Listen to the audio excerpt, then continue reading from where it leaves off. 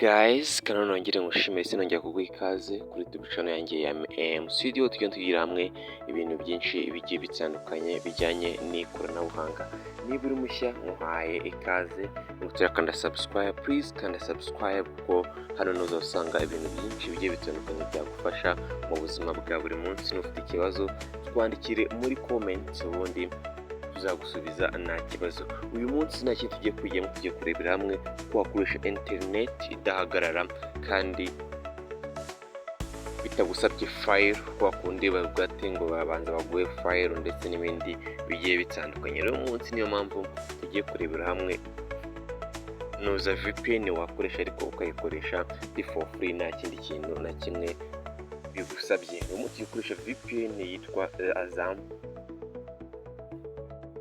Azam VPN cyangwa Azam 5G system.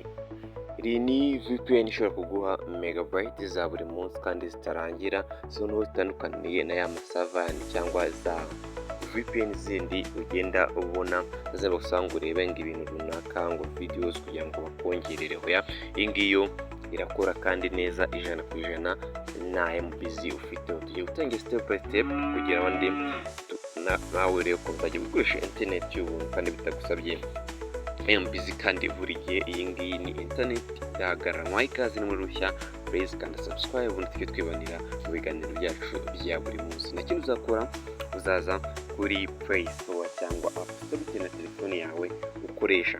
Iyi ngiyi ubona hano Play Store, ndakeka nta muntu utayifite muri telefone. Ndagusabye niba uri mushya kanda subscribe maze tujye twibanira mu biganiro byacu bya buri munsi, kandi ntukagende udakanze like niba wishimiye ibiganiro byacu tukugezaho. Uzaza ukande hano kuri Play Store, nurangiza downloading ze muri search wandikemo ukanda subscribe, like ndetse na comment kugira ngo tujye tubana mu biganiro byacu bya buri munsi buri gihe. Uko inkuru igiyeho ujye uba uwa mbere uyirebye. Tugereze gato bitewe na network uri gukoresha ubundi mwereke utuntu twikorera. Ubwo ni ukuvuga ngo nugira hano kuri Play Store cyangwa App Store bitewe na telefone yawe uri gukoresha, uzaza usacinze app yitwa Azam VPN. Bitya ngiye kubyandika muri search yanjye.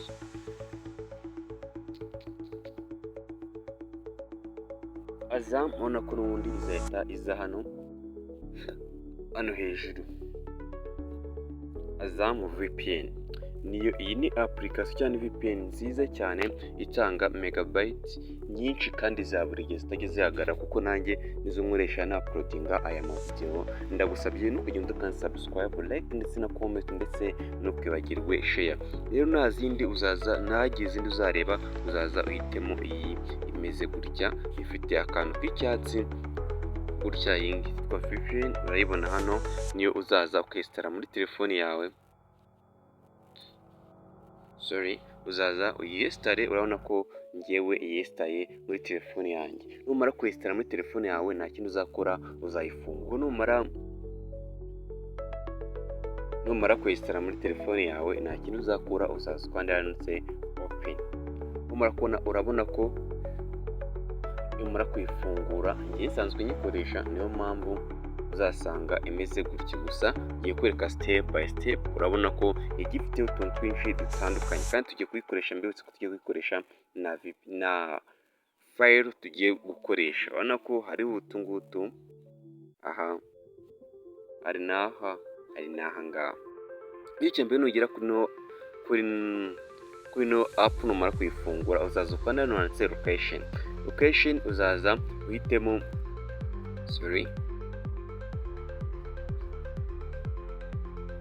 numara kuyifungura we ntabwo uzasanga imeze gutya, ubona igesta. Icyo uzakora, uzabanza hano hambere kuko ukuntu ugomba kuyisetinga maze ukajya ubona byibura gigabyte 2 za buri munsi. Uzaza ukanda hano hambere, ko ntabwo ari ijambo uzasangamo ryanditse gutya, neza uzafungura, ntahiza uze uhitemo server cyangwa server ushaka.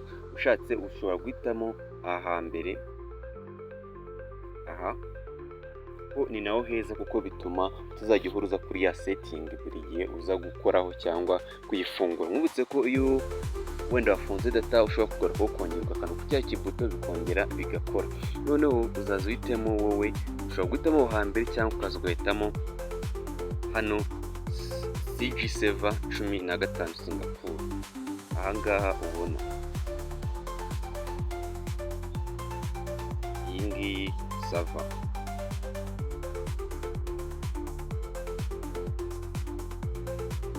Wangiza uzaza uyikanda, nurangiza aho hambere harangiye ugena no ha kabiri handitsemo, none tugiye gushaka location cyangwa umurongo wo mu Rwanda, server cyangwa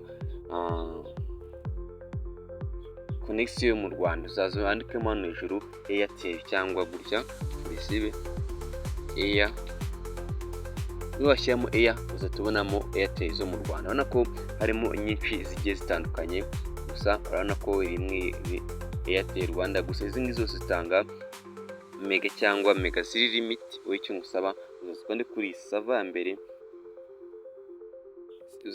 usacingemo iyi ngiyi handitseho Airtel Rwanda 2024 2GB free. Ahangaha bishatse kuvuga ko baguha mega gigabyte ebyiri za buri munsi zidahagarara, akaba arizo uzajya ukoresha. Rero niho uzaza ugakanda, usaba ukanda subscribe, like ndetse na comment niba uri mushya nawe wishimiye video yacu, ukagenda ukanze like. Uzaza wikandeho gutya, nurangiza ubwo ahambere turarangiza. Hano aha gatatu uzaza ubona ko hariho Channel A,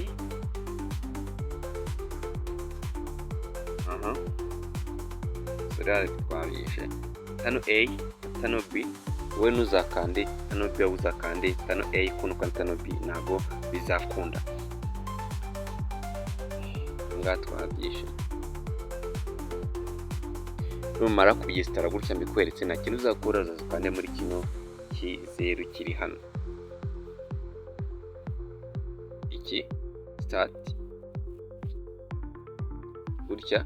Nurangiza utegerezeho gatoya, uretse ko bitewe ikoresha na network za Airtel niba ziri kugenda gakeya cyangwa bitewe n'ahantu uri, ntabwo izahita ifunga. Gusa uzategereza gato, ubona ko ya mibare yacu itangiye kwibara cyangwa itangiye kuzamuka.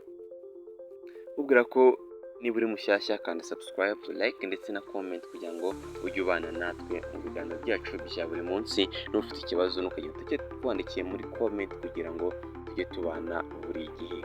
Ndagushimiye twabanye, niba uri mushya please kanda subscribe, like ndetse na comment, ndetse unakore share nawe wishimiye video yacu. Guys please mugerageze, yabizi ko bino bintu bikunda kandi 100% kuko nanjye nibyo nkoresha. Muhaye ikaze ndetse nagushimira, tuzongera tubone ubutaha. Bye.